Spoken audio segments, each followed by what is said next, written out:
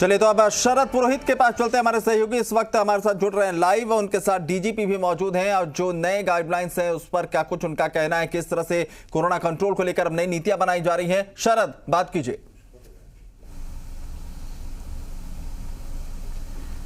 बिल्कुल कोरोना को लेकर बातचीत करेंगे, लेकिन सबसे पहले राजस्थान पुलिस दिवस भी आज है, तो इसको लेकर के सर आपको बहुत बहुत बधाई। किस तरह का मैसेज राजस्थान पुलिस को आप देंगे? जैसा कि आपको ध्यान है, 16 अप्रैल 1949 को सभी प्रिंसली स्टेट्स को मिलाकर राजस्थान राज्य का गठन हुआ था, राजस्थान पुलिस की स्थापना की गई थी। आज इस अवसर पर मैं अब अपने सभी अधिकारियों को, पुलिसकर्मियों को हार्दिक शुभकामनाएं देता हूं और उनसे आह्वान करता हूं, जो राजस्थान पुलिस का एक गौरवमय इतिहास रहा है, चाहे वो अपराध और अपराधियों पर शिकंजा कसने की बात हो, चाहे वो आपदा में आमजन नागरिकों की सहायता करने की बात हो। जिस ढंग से राजस्थान पुलिस ने आज तक बड़ी निष्ठा और लगन के साथ बिना किसी लिप्तता के, बिना किसी पक्षपात के कार्य किया है, उसी ढंग से कार्य करते रहें और आम जन को राहत प्रदान करते रहें। सर, कोरोना को लेकर के जो कर्फ्यू अब लगाया जा रहा है वीकेंड के ऊपर, इसको लेकर के गृह विभाग की नई गाइडलाइन भी सामने आ चुकी है। किस तरह से राजस्थान पुलिस सख्ती करेगी, कोविड नियमों की किस तरह से पालना करवाने के लिए राजस्थान पुलिस काम करेगी? राज्य सरकार द्वारा निर्णय लिया गया है कि आज 6 बजे से लेकर सोमवार 5 बजे सुबह तक पूरी तरह से कर्फ्यू रहेगा। इसमें मेरी सभी नागरिकों से अपील है, मैं निवेदन करता हूं, राज्य सरकार द्वारा जो भी कोविड गाइडलाइन जारी की गई हैं उनकी पालना करें और हमारा सहयोग करें, क्योंकि जब तक इसकी चेन नहीं टूटेगी तब तक कोरोना का प्रसार बढ़ता रहेगा। इस प्रसार को रोकने के लिए आवश्यक है हमें जो कोविड अप्रोप्रिएट बिहेवियर है उसको अपनाना होगा।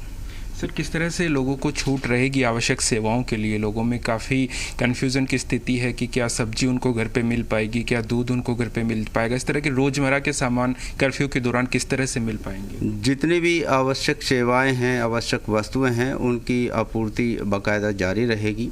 जैसा कि आपको ध्यान है, पिछले साल संपूर्ण लॉकडाउन के दौरान भी ये सभी सेवाएँ निर्बाध रूप से जारी थी और ये आवश्यक वस्तुएँ आसपास से जो नागरिक हैं वो ले सकेंगे, दूर जाकर इनको लाना संभव नहीं होगा। इसके अलावा सर, किस तरह से राज्य के लोगों से अपील करेंगे जो घर के बाहर निकलते हैं, कोरोना के नियमों का पालन नहीं करते, क्योंकि पुलिस की जिम्मेदारी ये समझाइश करती है और थोड़ा बहुत दंड देने की भी जिम्मेदारी बन जाती है उनको समझाने के लिए, राज्य के लोग किस तरह से खुद अवेयर रहें? बिल्कुल, लोगों को शासन का, प्रशासन का सहयोग करना चाहिए। जो नियम है, चाहे वो 2 गज की दूरी का हो, चाहे वो मास्क लगाने का हो, चाहे अगर आप जब बाहर जाते हो किसी चीज़ को स्पर्श करते हो तो हाथ धोने का हो, ये सभी जो बातें बताई गई हैं पिछले 15 महीनों से मेरे ख्याल बड़े मैसिव स्केल पर ये बताई जा रही हैं, हमें इनकी पालना करनी चाहिए।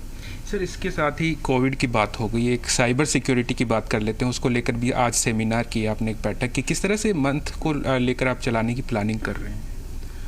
साइबर अपराधों की जहाँ तक बात है, आपको ध्यान होगा इंटरनेट के माध्यम से हम तरह तरह की सेवाएं प्राप्त करते हैं।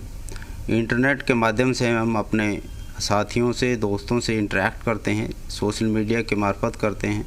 उसमें फेसबुक भी है, इंस्टाग्राम भी है, व्हाट्सएप भी है और तरह तरह के कई ऐप्स हैं जिनके माध्यम से हम एक दूसरे से जुड़ते हैं।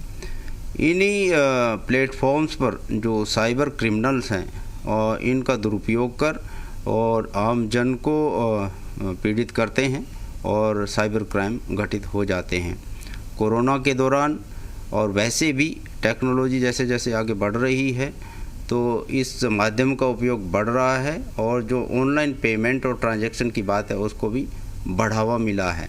तो इन सभी चीज़ों का इस्तेमाल कर साइबर क्रिमिनल क्राइम कर रहे हैं, उनको हमें रोकना है और आम लोगों को भी इसके प्रति जागरूक होना चाहिए कि इन सभी प्लेटफॉर्म्स पर वो अपना, चाहे वो पेमेंट का हो, चाहे वो सोशल मीडिया का हो, अपने पासवर्ड और अन्य सिक्योरिटी की पूरी सतर्कता रखें।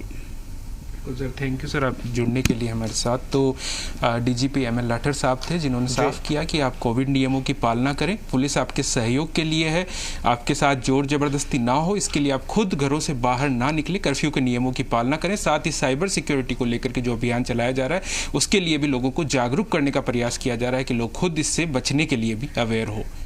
बहुत बहुत शुक्रिया शरद तमाम इस बातचीत के लिए। चलिए अब रुख करेंगे